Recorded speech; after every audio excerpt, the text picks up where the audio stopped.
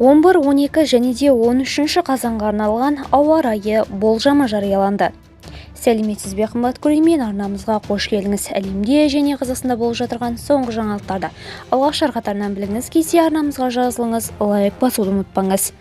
Еліміздің солтүстігінде алғашқы қар түсіп күн суытады. Қазақстанның солтүстік өңірлері алғашқы қыс лебін сезіне бастады. Қазгидромет синоптиктері 11-13 қазан аралығына арналған ауа райы болжамын жариялады. Метеорологтардың мәліметінше, еліміздің батысы, солтүстігі және де оңтүстігінде антициклонның әсері біртіндеп әлсіреп, енді ауа райына циклон ықпал ете бастайды.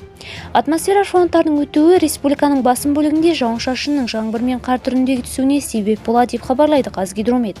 Сондай-ақ, синоптиктердің мәліметінше, солтүстік және де солтүстік батыс облыстарда көктайғақ күтіледі. Ел бойынша тұман түсіп, жел күшеюі мүмкін делінген хабарда. Температуралық фонда төмендейді. Түнде ауа температурасы -3-10 градусқа дейін түседі.